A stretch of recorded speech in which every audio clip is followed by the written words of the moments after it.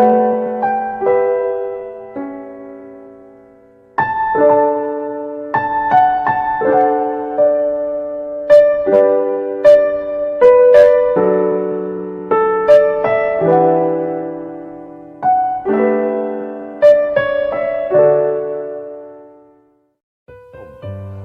sahabat insani yang dikasihi Tuhan, semoga kita semua selalu berada dalam keadaan sehat walafiat dalam lindungan kasih Tuhan yang Maha Kasih.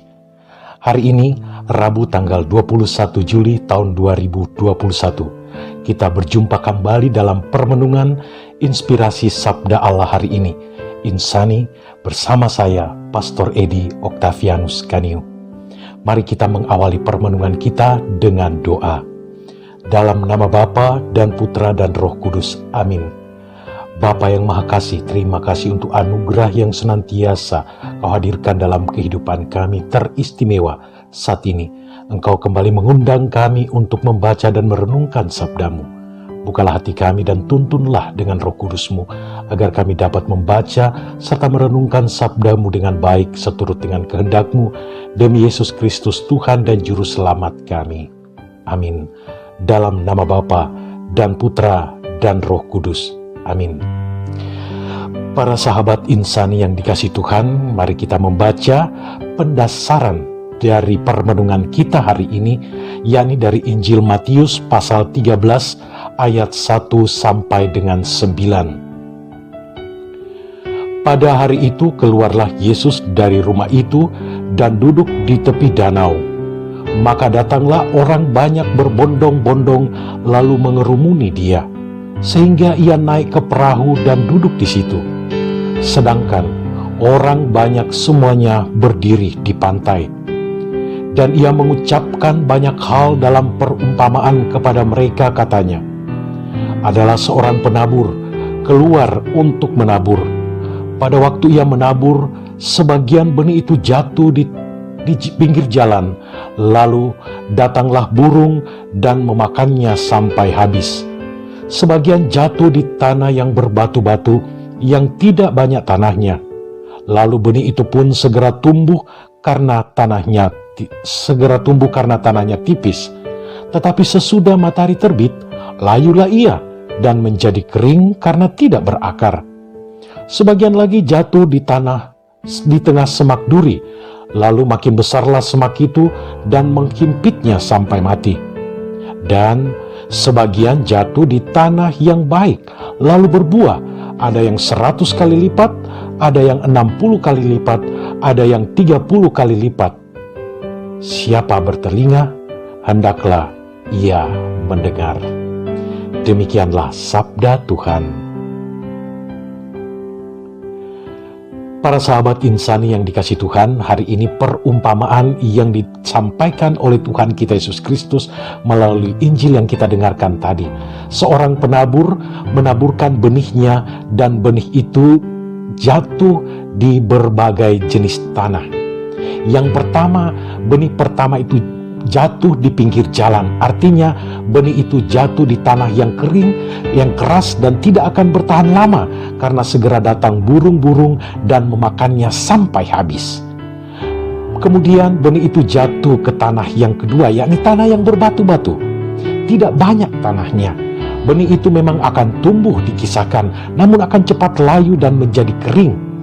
Benih itu memang tumbuh, namun layu karena terik matahari, juga karena lapisan tanahnya tipis sehingga benih itu tak mampu berakar dengan kuat. Yang ketiga, jatuh di tengah semak berduri. Semak yang tumbuh semakin besar akan menghimpit pertumbuhan benih itu sehingga ia pun menjadi mati. Benih yang keempat dikatakan jatuh di tanah yang baik, dan benih itu pun bertumbuh dengan baik dan berbuah lebat. Dikatakan ada 100 kali lipat, 60 kali lipat, dan juga 30 kali lipat.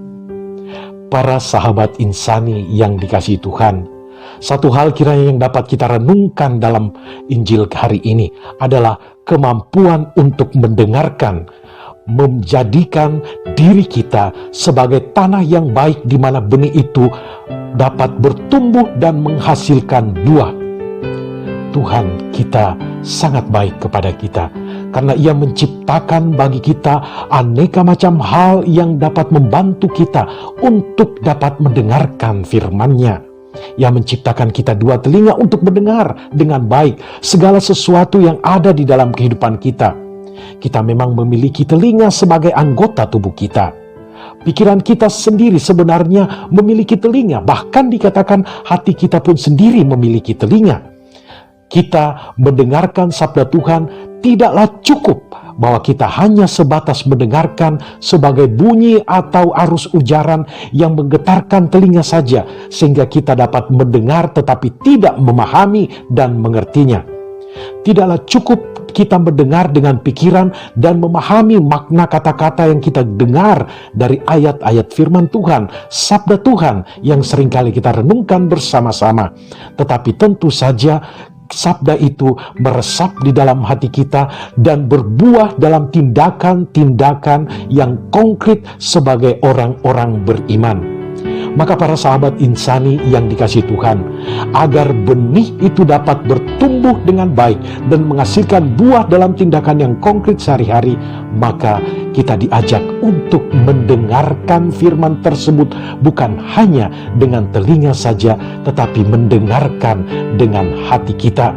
Sabda Tuhan kita Yesus Kristus didengarkan dengan hati, karena Tuhan kita Yesus Kristus pun sendiri berbicara bukan hanya dengan mulut dan kata-kata saja, dengan pikiran saja, tetapi Yesus Tuhan kita mewartakan sabdanya sungguh dengan hati yang berbelas kasih kepada kita yang beriman kepadanya.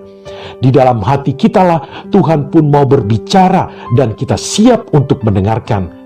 Kita dapat mendengarkan dengan hati kita kalau kita membuka diri kita terhadap Roh Kudus yang menuntun kita untuk dapat merenungkan sabda tersebut, menanamkannya di dalam hati kita, dan memberikan kita kekuatan untuk dapat melaksanakan sabda Tuhan tersebut di dalam kehidupan kita konkret sehari-hari.